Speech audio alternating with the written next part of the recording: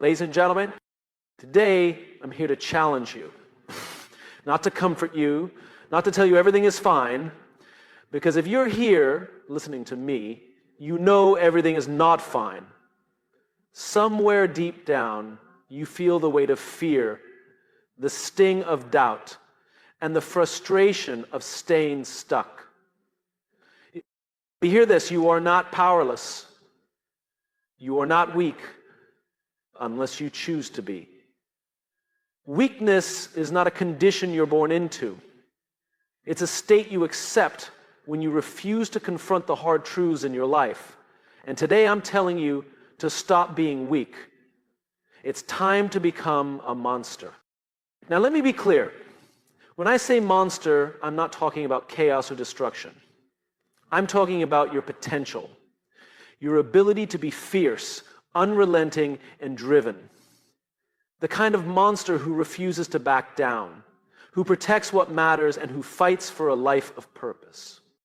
Why should you become a monster? Because this world is not kind to the timid. It will devour you if you stand still. Life isn't waiting for you to feel ready. It's demanding that you rise up and claim your space right now. To do that, you need power. You need focus. You need the courage to become the version of yourself you've been running from. But first, you must face fear. Fear is not your enemy, it's your map. It shows you where you need to go, where your weaknesses lie, and where growth lives. Stop running from fear. Run toward it. If you're scared to speak up, speak louder. If you're afraid to fail, take the risk. Fear is the fire that forges strength. Fear is the fire that forges strength. Yet fear alone won't do it. You need discipline. Motivation might get you started, but it won't keep you moving. Discipline will. Discipline is waking up every day and choosing to put in the work even when you don't feel like it. It's showing up, grinding, failing, and showing up again. A monster doesn't wait for inspiration. They create momentum through relentless action. And along the way, redefine what weakness means. Weakness isn't falling short. It isn't failing or feeling pain. Weakness is refusing to act because you're afraid of those things. Every time you get back up, every time you choose action over excuses, you redefine yourself. You prove that weakness has no place in your life. But a true monster isn't reckless. They are controlled. Uncontrolled power destroys everything in its path.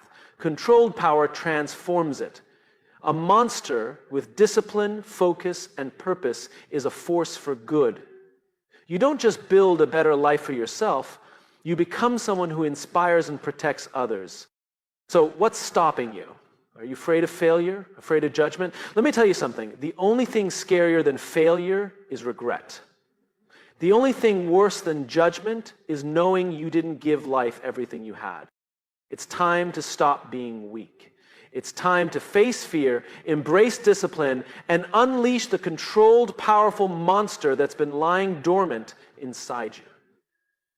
This is in perspectives of the monster that believe that nothing we can't overcome is out of the ordinary. But this is perspective. Because the world doesn't need more people who play small. It doesn't need more people who hide. It needs people who step into their full strength. People like you. So what's your choice? Will you stay weak? Or will you rise, transform, and become the monster you were born to be? The answer is yours. Weakness is not a physical limitation, nor is it a permanent condition. It is a mindset, a decision we make every day when we choose comfort over growth, avoidance over action, and excuses over responsibility. The truth is we all have moments of weakness. We hesitate, we falter, and we let fear whisper in our ears that we're not enough. But what if I told you that within you lies something far greater than the sum of your fears? What if you stopped seeing weakness as your identity and instead saw it as a call to action? Now, the reason most people stay weak is simple. They don't know why they need to change. They've never taken the time to deeply connect with the purpose behind their potential. They drift through life, reacting to their circumstances instead of creating their destiny. To stop being weak, you must start by answering one fundamental question. Why? Why do you want to change? Why does it matter? Why should you rise above the challenges that keep pulling you down? Your why is your anchor. It's the driving force that will pull you through the moments when you want to quit. If your why is shallow, your commitment will be too. If your why is rooted in proving something to others, it will crumble when the applause fades. But if your why comes from a deep intrinsic need to become the best version of yourself, it will fuel you even on the darkest days. Think about what truly matters to you. Is it your family, your dreams, the legacy you want to leave behind? Whatever it is, let it burn inside you. Let it remind you that staying weak is not an option. Weakness often feels safe because it allows us to avoid risk. We tell ourselves that we're protecting ourselves from failure, rejection, or pain. But in reality, we're only protecting ourselves from growth. Growth demands discomfort. It requires us to confront our fears, face our limitations, and push past the boundaries we've set for ourselves. This is where the transformation begins. It's in the struggle, the challenge, and the discomfort that we become strong.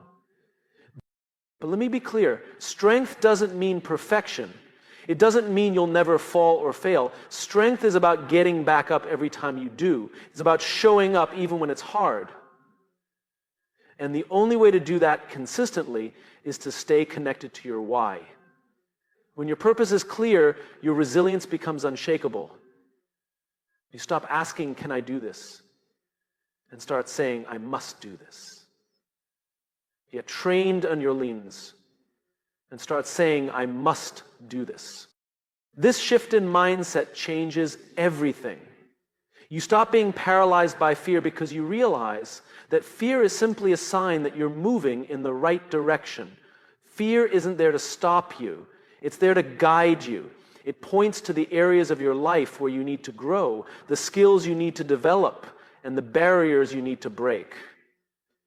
Instead of running from fear, run toward it. Let it fuel you.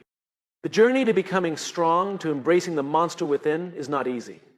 It's a path filled with challenges, setbacks, and sacrifices. But it's also a path filled with purpose, fulfillment, and power. The monster inside you is not a beast to be feared. It's the part of you that refuses to give up, that fights for what matters, and that strives for greatness. Becoming a monster means mastering your potential, not letting it control you. It means channeling your energy with focus and discipline, becoming a force for good in your own life and the lives of those around you. So ask yourself, why are you here? Why are you listening to this? Why do you want to change? Because until you find your why, you'll always find an excuse. But once you find it, no obstacle will be too big, no fear too overwhelming, and no failure too final. Wow. When you stop being weak and embrace the monster within, you stop living passively. You stop waiting for life to happen to you and start happening to life. And when you do, you'll realize that the strength you've been searching for has always been inside you, waiting for you to unleash it. Within every one of us lies a force, untamed, powerful, and relentless. It is not something to be feared, but something to be embraced, understood, and controlled. This force is your inner monster. And no, this monster is not an agent of destruction or chaos. It is the embodiment of your raw potential, your unrelenting determination, and your capacity to rise above limitations. Yet so many people suppress it, terrified of what might happen if they truly tapped into that part of themselves. The reality is this: if you don't embrace your monster, you'll never realize the strength, focus, and purpose you're capable of achieving. To embrace the monster within, you must first recognize its purpose. Your monster is not there to harm you or others. It exists to drive you forward when the world pushes back. It's the part of you that refuses to quit, even when the odds are stacked against you. It's the fire that burns in your chest when someone tells you you can't. It's the voice inside your head that says, try anyway. Your monster is the side of you that demands more, not out of greed or arrogance, but out of an understanding that you were made for something greater than mediocrity. The problem is, many people misunderstand this inner force. They think embracing their monster means losing control, becoming reckless, or letting anger rule their lives. But that's not true power, that's chaos. A true monster is disciplined. It doesn't lash out impulsively. It strikes with precision. It doesn't waste its energy on things that don't matter. It channels every ounce of its power toward meaningful goals. When you embrace your monster, you're not letting go of control. You're taking control in its purest, most effective form. But why is it so hard for people to embrace this side of themselves? The answer lies in fear. Society teaches us to be tame, to conform, to avoid being too much. We're told to be quiet, stay in line, and not rock the boat. And while there's value in humility and cooperation, there's a danger in suppressing your true nature. Suppression leads to frustration, stagnation, and a life half-lived. You could only ignore your inner monster for so long before it starts to weigh you down, begging to be released. The key to embracing your monster is not to let it control you, but to harness it. Think of it as taming a wild animal. You don't destroy it, you train it. You teach it to listen to your commands, to act with purpose, and to use its strength for good. This requires discipline, self-awareness, and a willingness to confront the darker parts of yourself. It means acknowledging your fears, doubts, and insecurities, not to indulge them, but to transform them into fuel for growth. When you embrace your monster, you stop being afraid of your own power. You stop worrying about whether you're too ambitious, too passionate, or too intense. Instead, you channel those qualities into building a life that reflects your true potential. You become unapologetic about pursuing what matters to you, not out of selfishness, but because you understand that playing small serves no one. There's a paradox here. The more you embrace your monster, the more you realize it's not a monster at all. It's your strength. It's the part of you that protects your dreams, fights for your loved ones, and refuses to settle for less. It's the version of you that rises when life tries to knock you down. And while it may seem wild or intimidating at first, with time, you'll come to see it as your greatest ally. It's an ally that will support you on your journey or enables you to rise higher and push back. So, how do you begin? Start by listening to that voice inside you, the one urging you to take risks. Step out of your comfort zone and demand more from life. Pay attention to the moments when you feel alive, determined, and unstoppable. Those moments are glimpses of your inner monster. Instead of pushing them away, lean into them. Explore what it feels like to let that part of you take the lead. The world needs more people who have embraced their monsters, not to create destruction, but to inspire change. People who are bold enough to speak their minds, fight for their beliefs, and chase their dreams with everything they've got. By embracing your monster, you not only transform your own life, but you also show others what's possible when they step into their power. Remember, your monster is not your enemy. It's your edge. It's the key to unlocking the version of yourself that you've always known you could be. Embrace it, harness it, and let it guide you to a life of strength, purpose, and fulfillment. Bill Hicks. Weakness is a word that often carries heavy connotations. It's seen as a flaw, a deficiency, or a sign of failure. Society teaches us to avoid it at all costs, to cover it up, or to pretend it doesn't exist. We are taught to equate weakness with vulnerability, and vulnerability with defeat. But what if we've been looking at weakness all wrong? What if weakness isn't a defect, but a signal, a teacher, and an opportunity? To redefine weakness, we must first confront our assumptions about it. Weakness isn't the absence of strength, it's the catalyst for growth. Weakness, in its truest sense, is simply an area of unrealized potential. It's a space where your current abilities, knowledge, or resilience fall short of what's required. And that's not a bad thing, it's part of being human. Every person, no matter how skilled, confident, or accomplished, has weaknesses. The difference between those who rise above and those who remain stagnant is not the absence of weakness, but their willingness to face it head on. Weakness isn't what holds you back. It's your attitude toward it that determines your path. Instead of viewing weakness as something to fear or hide, we need to start seeing it as an opportunity for self-awareness and growth. Weakness is like a mirror. It reflects the areas where we have room to improve. It highlights the gaps in our knowledge, the limits of our abilities, and the places where we can push ourselves to become better. But this reflection is only valuable if we're willing to look at it honestly. Too often, we avoid acknowledging our weaknesses because it's uncomfortable. It challenges our ego and forces us to confront the reality that we're not perfect. But here's the truth. Avoiding weakness doesn't make it go away. Pretending it doesn't exist only ensures it will continue to limit you. On the other hand, when you face your weaknesses, you take the first step toward turning them into strengths. This doesn't happen overnight. It requires effort, commitment, and a willingness to be uncomfortable. Growth is never easy, but it's always worth it. To redefine weakness, we must also shift our perspective on failure.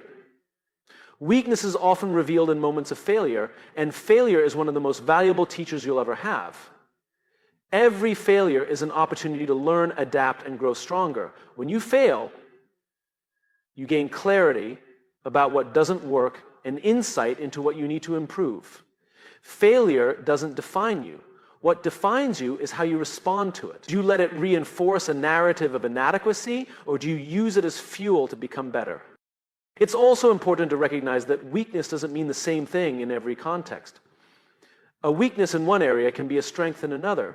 For example, someone who struggles with assertiveness might excel at empathy and active listening. Someone who finds it hard to speak up in large groups might shine in one-on-one conversations. Redefining weakness means understanding that it's not a fixed label. It's situational, fluid, and often intertwined with your strengths. Part of redefining weakness is learning to embrace vulnerability. Vulnerability is not weakness, it's courage. It's the willingness to show up, to try, and to risk failure even when you're unsure of the outcome. When you allow yourself to be vulnerable, you open the door to connection, growth, and resilience. Vulnerability is how you turn weakness into strength, not by avoiding it, but by leaning into it. Redefining weakness also means letting go of the idea that you have to do everything alone. Weakness is not a sign that you're incapable. It's a reminder that you're human. Asking for help, seeking guidance, or leaning on others doesn't make you weak. It makes you wise.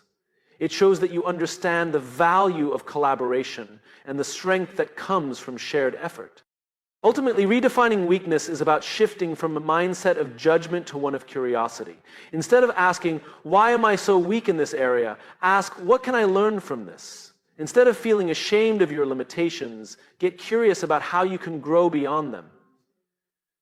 Weakness is not a dead end, it's a doorway. And every time you choose to walk through that doorway, you take a step toward becoming stronger, wiser, and more capable. As each part of you becomes stronger, wiser, and more capable, weakness isn't something to fear, it's something to embrace. It's a reminder that you're a work in progress, constantly evolving and improving. When you redefine weakness, you reclaim your power. You stop seeing it as a burden and start seeing it as a gift, a chance to grow into the person you were meant to be. Power is often viewed as an uncontrollable force, something wild, dangerous, and untamed. We think of power as something that if left unchecked could spiral out of control and cause chaos. It's easy to think of powerful people as those who dominate or overpower others, or who exert their will without regard for consequences. But there's another kind of power, one that is deliberate, measured, and purpose-driven. Unleashing controlled power is about understanding your inner strength and learning to harness it in a way that leads to growth, influence, and positive change. It's not about aggression or force. It's about channeling your energy in a focused, intentional way to create lasting impact. Okay? Controlled power is rooted in self-awareness. Before you can unleash it, You must first understand where your power comes from and how it manifests. Power isn't just physical strength. It can be intellectual, emotional, and creative. It's the ability to inspire, to influence, to lead, and to create. But to wield this power effectively, you must have a clear understanding of who you are and what you stand for. Without this clarity, power can quickly become misdirected, and instead of fostering growth, it can lead to burnout, frustration, or even harm. The power of commitment. What does it mean to the world? To you, what does it mean to you? When you're in tune with your values, your passions, and your strengths, you begin to understand how to direct your power toward things that matter. This is where control comes into play. Instead of reacting impulsively or giving in to short-term impulses, controlled power involves thoughtful consideration of your actions and their consequences. It's about responding rather than reacting, taking purposeful action rather than acting out of fear, anger, or desperation. One key to controlled power is emotional regulation. When you feel powerful emotions like anger, frustration, or fear, it's easy to let those feelings dictate your actions. But unleashing power doesn't mean giving in to every emotional urge. It means taking a step back, understanding the root of your emotions, and using them as a source of energy, not as a force that drives you toward destructive or hasty actions. When you master emotional regulation, you learn to use your emotions as fuel for constructive outcomes rather than allowing them to derail you. Controlled power also requires patience and discipline. It's about understanding that true power doesn't happen overnight. You don't unleash your full potential with a single burst of energy. Instead, you build it over time through consistent, deliberate actions. Every small decision, every moment of self-control, every time you choose to focus on the long term instead of the immediate reward, you're building the foundation for your ultimate power. This means making sacrifices today for the rewards of tomorrow, staying disciplined even when things don't feel exciting or immediate, and maintaining your focus in the face of distractions.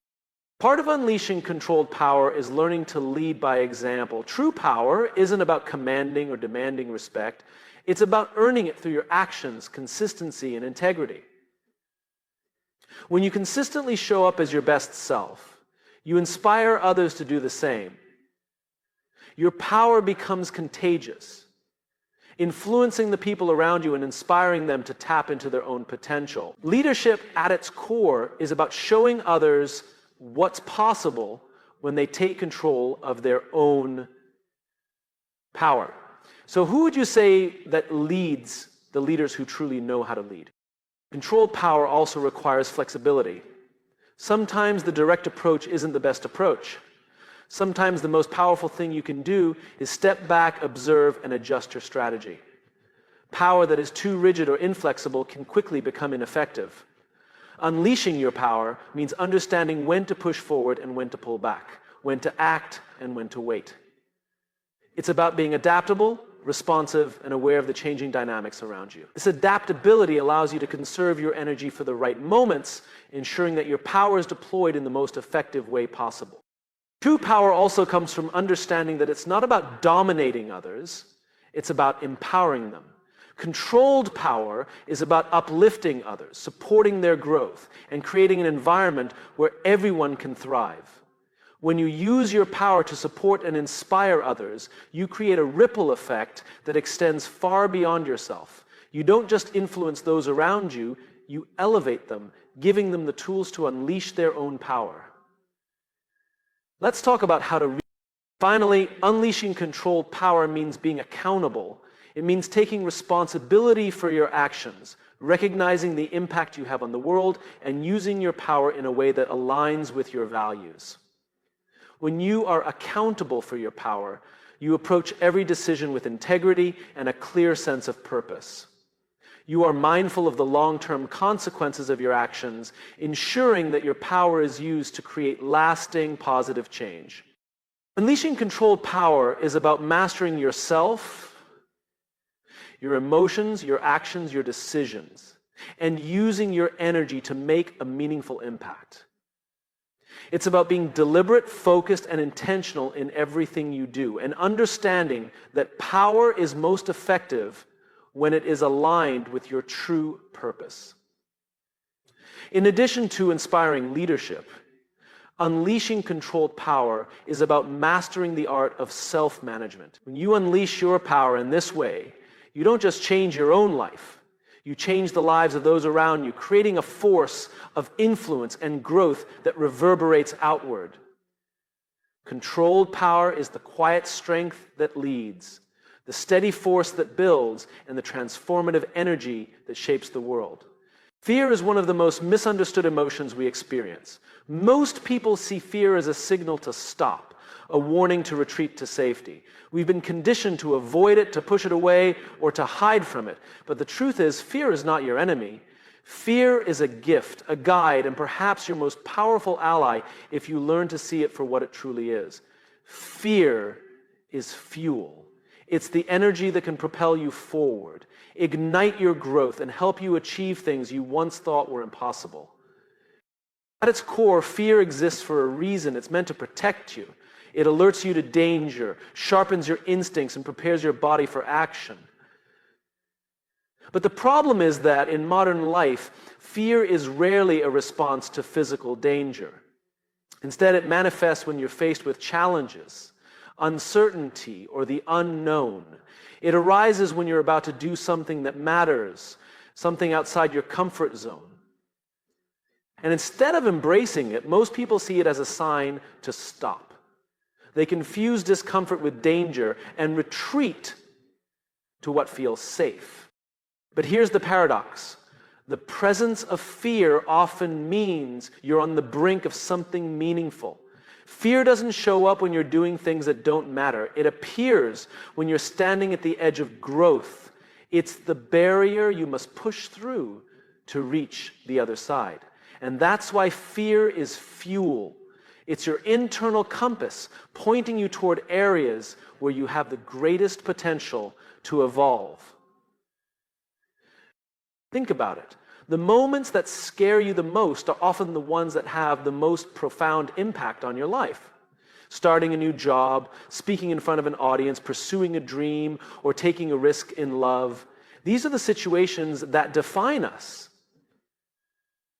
And every time you step into fear instead of running from it, you grow stronger, more confident, and more capable. Fear forces you to dig deep, to find courage you didn't know you had, and to prove to yourself that you are more powerful than you think.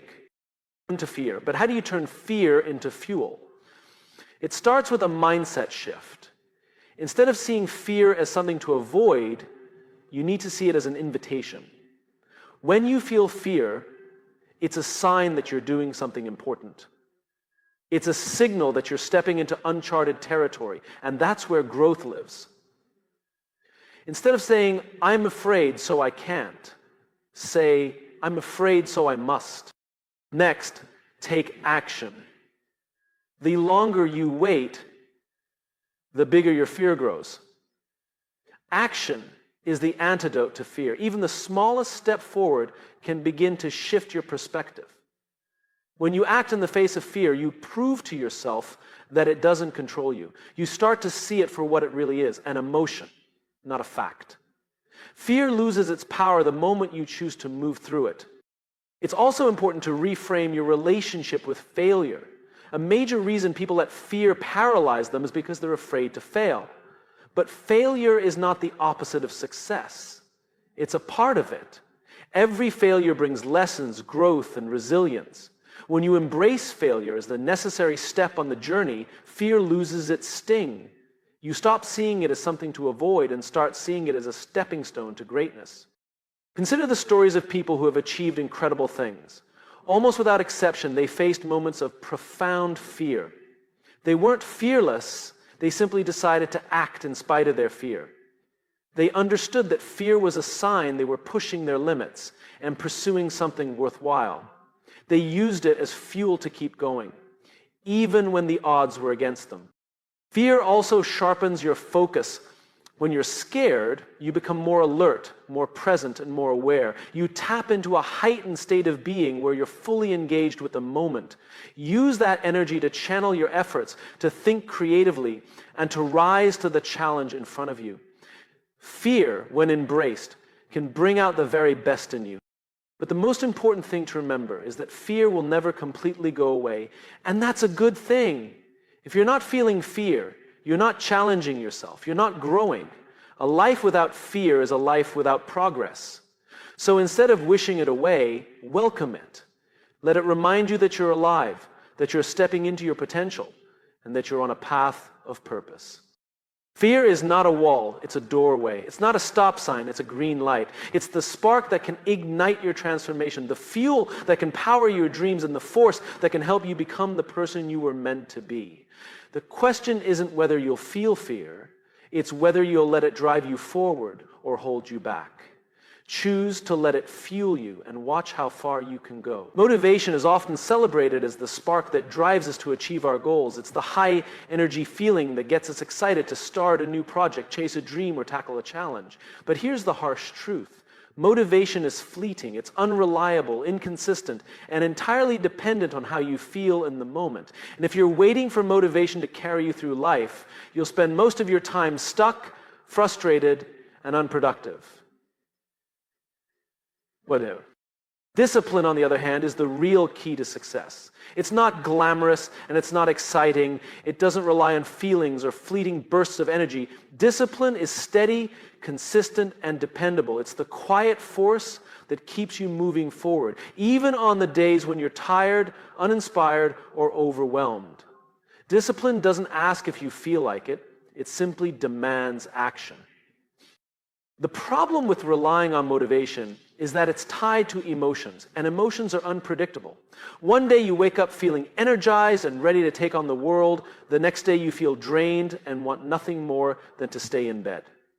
Motivation might get you to start a task, but it rarely sustains you through the hard work, setbacks, and obstacles that come with pursuing something meaningful.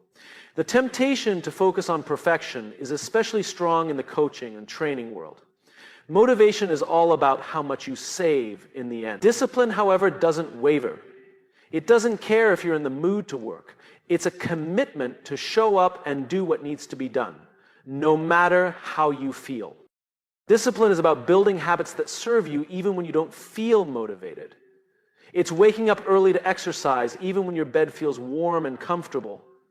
It's sitting down to work on your goals even when Netflix is calling your name. It's sticking to your commitments even when no one is watching. Discipline is doing the hard things consistently because you've decided they're important, not because they're easy or fun. Think about anyone you admire who has achieved greatness in their field. Whether it's an athlete, an entrepreneur, an artist, or a scientist, their success is not the result of motivation alone. It's the product of discipline. It's the hours they spent practicing when no one else was watching. It's the sacrifices they made when others were taking the easy road. It's the relentless consistency they brought to their craft, even on the days when they felt like giving up. Discipline is what bridges the gap between where you are now and where you want to be. Motivation might get you started, but discipline keeps you going. It turns intentions into actions, actions into habits, and habits into results. Without discipline, even the best intentions amount to nothing. But how do you develop discipline? It starts with a decision to prioritize your goals over your feelings. When you commit to discipline, you're making a promise to yourself that you'll show up no matter what. This doesn't mean you won't have bad days or moments of doubt. It means that even when those days come, you'll still take the next step forward. To build discipline, start small. Create routines that set you up for success. Wake up at the same time every day. Dedicate specific blocks of time to your goals. And remove distractions that tempt you to stray off course. Celebrate small wins, but don't rely on external rewards to keep you going. Discipline is about internal accountability. It's the quiet satisfaction of knowing you're honoring your commitments to yourself. Another key to discipline is embracing discomfort. Growth doesn't happen inside your comfort zone. It happens when you push yourself to do the things you don't want to do, the things that scare you, and the things that require effort and sacrifice. Discipline is the willingness to endure discomfort because you know it's leading you towards something greater. It's also important to remember that discipline doesn't mean perfection. You will slip up, and that's okay. The difference between disciplined people and everyone else is that disciplined people don't let a mistake derail them. They get back on track quickly and keep moving forward. They don't wait for motivation to return. They rely on their habits and commitment to guide them. Discipline is what separates dreamers from doers. It's the difference between wishing for success and working for it. When you rely on discipline instead of motivation, you stop waiting for the perfect moment to act. You create progress every day, inch by inch, step by step. And over time, those small, consistent actions add up to extraordinary results. So stop chasing motivation. Stop waiting for the right mood, the perfect circumstances, or a burst of inspiration. Choose discipline instead. Choose to show up for yourself every single day, no matter how you feel. Because in the end, it's not motivation that will define your success. It's your discipline, your consistency, and your unwavering commitment to your goals.